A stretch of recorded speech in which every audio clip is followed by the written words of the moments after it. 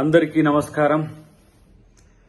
MLA MLC అంశంలో party తీసుకున్న నిర్ణయం పట్ల చాలామంది నా అభిమానులకు తర్వాత పార్టీ అభిమానులకు కొంత ఇబ్బందికరమైన పరిస్థితి వచ్చి ఉంటుంది.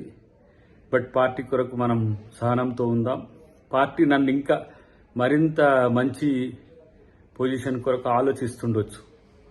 కాబట్టి ఇది రాకపోవడం వల్ల ఏదో అద్దంకి దాయకరన్న మీద ఏదో కుట్రనో నష్టం జరుగుతుందని భావించకండి. ఎందుకంటే డెఫినెట్గా నా పట్ల కేంద్ర పార్టీ కానీ రాష్ట్ర పార్టీ కానీ చాలా సీరియస్గా కన్సర్న్ ఉన్నది. అది నాకు కూడా తెలుసు. దీపాదాస్ మున్షి గారు కూడా నాతో నిన్న మాట్లాడినప్పుడు చాలా స్పష్టంగా కూడా చెప్పడం జరిగింది.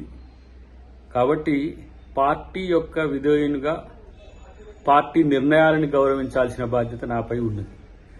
ప్రతిసారి అద్దంకి దాయకరన్నకే నష్టం జరుగుతుందని భావించే మిత్రులు ఎవరైనా సరే మంచి జరగబోతుంది కాబట్టి అందరూ కూడా సంతోషంగా ఉండండి. పార్టీ అధికారంలోకి వచ్చింది.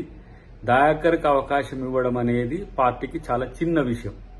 కాబట్టి దీన్ని మనం పెద్దగా చూడకుండా పార్టీ భవిష్యత్తును మరింత ఆలోచించే వాళ్ళుగా మనం అందరం కూడా రేపు ప్రజల పాలన ఎట్లా ఉంటుందో మనం అందరం కూడా కలిసి ముందుకు తీసుకుపోవడానికి ముఖ్యమంత్రి గారికి కేబినెట్కు మనం అందరం కూడా సహకరించాల్సిన అవసరం ఉంది. నన్ను పార్టీ మంచి అవకాశం ఇస్తుందని నేను ఆలోచిస్తున్నాను. Thank you very much. జై కాంగ్రెస్, జై హింద్.